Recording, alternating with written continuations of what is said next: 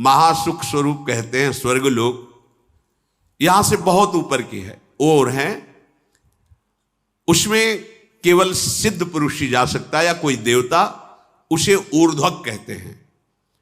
वहां जाने के लिए जो मार्ग है बड़ा ही उत्तम है, सुखद है और दिव्य विमानों के द्वारा जाया जाता है, भौतिक विमानों का प्रवेश नहीं है। जिन्होंने घोर तपस्या नहीं की, बड़ी बड़ी यज्ञ नहीं की, उनका कभी वहां प्रवेश नहीं होता। असत्यवादी, नास्तिक, व्यभिचारी ये कभी नहीं जा सकते। जो धर्मात्मा है, सदैव मन को वश में रखा है, शामदम, किसी से ईर्ष्या नहीं की, जो दान देता रहता है, जो युद्ध कला में प्रवीण है, इंद्रियों को संयम में रखता है और सत्पुरुषों की सेवा करता है, ऐसे पुण्यवानों को इन लोकों में ले जाया जाता है। हे मुद्गल ऋषि, वहां 33,000 सुवर्ण में विमान, दिव्य विमान, मार्ग में ही चलने पर वहां से मेरुगिरी का शिखर दिखाई देता है। इतना बड़ा मेरुगिरी है, शिखर दिखाई देता है। ऐसे देवताओं के नंदन वन है कि उन्माद चढ़ जाए सुख का। जो देववन है स्वर्ग में, जिनके लता फूल सब उन्माद चढ़ जाए, और निकुंज का जो तो कोटिकल्प तरुणा है, हमारी जहां श्री जी विचरण करते हैं, विहरण करते हैं, अरे सौभाग्य उदय हो गया, बढ़ो आगे। स्वर्ग में किसी को कभी भूख प्यास नहीं लगती, कभी किसी को ग्लानि नहीं होती स्वर्ग में, कभी गर्मी नहीं लगती, कभी ठंडी नहीं लगती, किसी को कोई भय नहीं होता। मन में सोचा वही भोग मिल जाएगा, सब उपस्थित। वहां मलमूत्र नहीं बनते स्वर्ग में। और देवताओं को भी दुर्लभ बताया गया यह देह, मानो देह, केवल भजन के लिए, केवल भजन के लिए। भजन नहीं किया तो देख लो कौन सा देह है, क्या है। वहां भूख प्यास नहीं, मलमूत्र नहीं, ठंडी गर्मी नहीं, कोई वस्तु ऐसी नहीं जो वहां देखने योग्य ना हो। कूड़ा करकट गंदगी कुछ नहीं, जिधर देखो उधर मन को लुभावने वाला, मनोरम ही मनोरम, सुगंध ही सुगंध, हर वस्तु सुखदायक स्पर्श, कानों को लुभाने वाले संगीत अपने आप बजते रहते हैं। वहां शोक नहीं है, बुढ़ापा नहीं है, झुर्रियां नहीं पड़ती, थकावट नहीं होता, कोई वहां रोते नजर नहीं आता, सुख ही सुख बरस रहा है। स्वर्ग लोक में ऐसा सुख है जो सत्कर्म करते हैं उन्हीं को केवल प्राप्त हो सकता है, पुण्यवानों को वो लोक प्राप्त होता है। स्वर्गवासियों के शरीर तेज की प्रधानता से, जैसे अपने पंचभूतों से बना है तो उनका पंचभूतों से, उसमें तेज की प्रधानता होती है, तभी वो अंतर ध्यान हो जाना, प्रकट हो जाना। जैसे योगी जन ऐसा कर सकते हैं, जो योग के द्वारा शरीर भाव से ऊपर उठ चुके हैं, वो एक ही समय में कई जगह दिखाई दे सकते हैं, वो बड़ी दूर की बात सुन सकते हैं, वो पहाड़ में भी प्रवेश कर सकते हैं, बड़ी अद्भुत, क्योंकि वो तेजस तत्व प्रकाशित हो जाता है। वो माता पिता के रजवीर से पैदा नहीं होते, वहां का जो शरीर है वो रजवीर से बना हुआ नहीं है। कभी वहां के लोक में पसीना नहीं आता किसी को, दुर्गंध तो वहां नाम मात्र की, कहीं पूरे लोक में नहीं है। कहीं कोई मलमूत्र ही त्याग नहीं करता क्योंकि बनता ही नहीं है। वहां कोई कपड़ा कभी मैला नहीं होता है, वहां की फूल की माला किसी की कभी कुम्हलाती नहीं, फूल कुम्हलाते ही नहीं है। और ये नासवान की बात हो रही है, और निकुंज की बात, वो तो चिदानंद में धाम, इसका भी नाश होता है जिसका वर्णन सुन रहे हो। तभी तो जब ये सब सुना जाता है तो बस यही लगता है यही मिले चल के, अप्सराएं मिलेंगी, विमान मिलेगा, सुखी हो जाए। कितने मिनट, जैसे आप यहाँ के किसी बहुत हाई फाई होटल में जाएं, बुक करवाएं कमरा, तो व्यवस्था है, धन दीजिए, और जब धन खत्म हुआ तो एक रोटी भी नहीं मिलेगी, धक्का मार के बाहर निकाल दीजिए। बिल्कुल ठीक ऐसे स्वर्ग है, तुम्हारा पुण्य है, ये सब है, जहां पुण्य खत्म हुआ तो धक्का मार के नीचे फेंक दिए जाओगे। वहां निरंतर सुख ही सुख है, मनोरम ही मनोरम है। सब विमानों पे बैठे हर्षित हुए, नाचते गाते, विभिन्न प्रकार के भोग भोगते, यही सुन के तो सब लुभायमान हो जाते हैं। जो स्वर्ग पर पहुंच जाते हैं वो बड़ा सुख में जीवन व्यतीत करते हैं। वहां कभी थकावट नहीं होती, वहां भोग के बाद भी थकावट नहीं है, नया उत्साह, नया बल, ऐसी। वहां मात्सर्य नहीं है। देवताओं के लोकों के ऊपर और भी लोक है जो इनसे भी दिव्य हैं। इन सब के ऊपर ब्रह्मा जी का लोक है जो महातेज से युक्त है।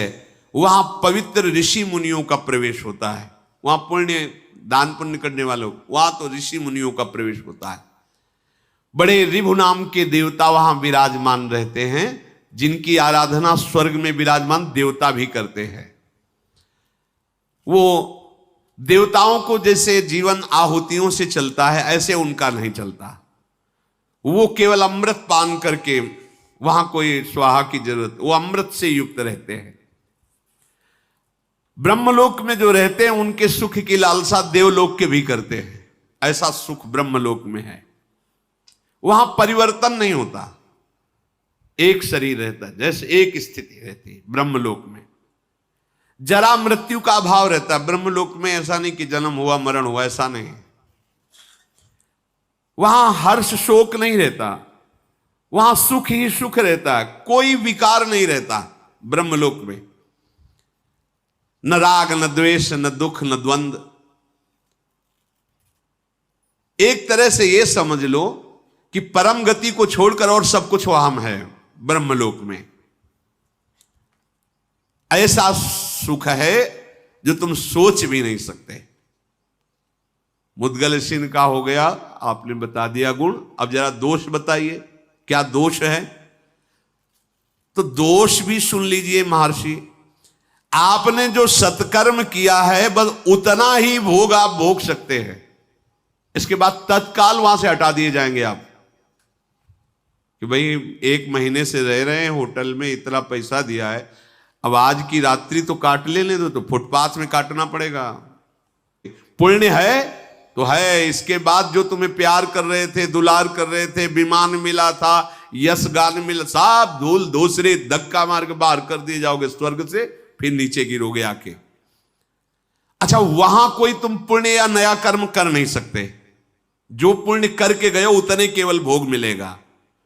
पुण्य गंवाने पर वहां से बहुत ही क्लेशित होकर हटाया जाता। क्यों भाई? जो अप्सरा जो सब भोग रहे थे तत्काल सब हट गए।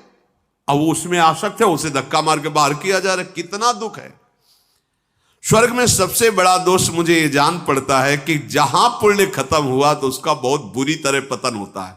यही बुरी तरह पतन, कि एक बढ़िया सुख साम्राज्य और 1 मिनट में सबसे रहित खत्म तुम्हारे पुण्य।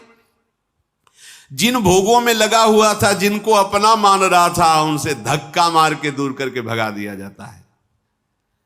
स्वर्ग में जो लोग नीचे की तरफ गिरते हैं वो भारी जलन असंतोष से युक्त हो जाते हैं, क्योंकि वो सब सुख छिन गया।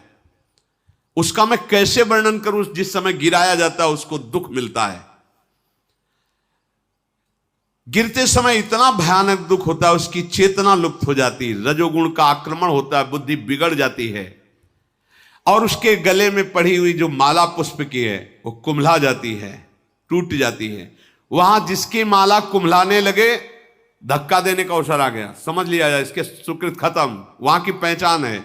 उसके पास पुष्प जो विराजमान पुष्प मालाएं कुम्हलाने लगी, बस होश खराब हो गया, भगाए जाएंगे, अब यहां से हटाए जाएंगे, सब हटेगा।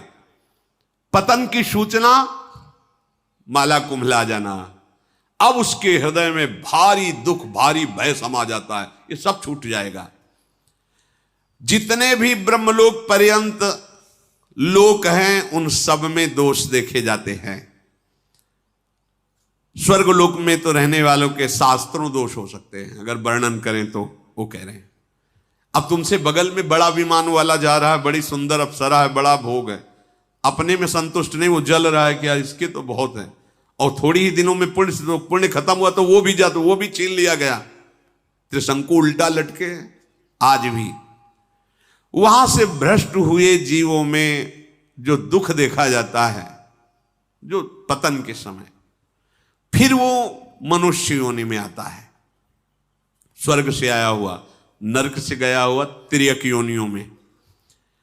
मनुष्य लोक में जब मानव शरीर मिलता है, वो चाहे तो अपनी बड़ी उन्नति कर सकता है। क्या?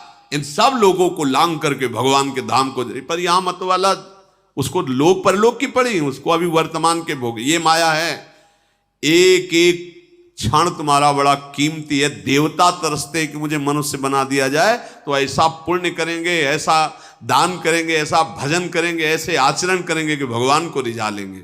और भगवान के लोक में जाने के बाद फिर आना नहीं होता। यद्गत्वा न निवर्तन्ते तद धाम परमम मम। एक ही जगह है जहां भगवान के धाम के जहां प्रवेश हुआ, फिर आना जाना मिट गया। नहीं, ब्रह्मलोक तक ये चलता रहता है आना जाना।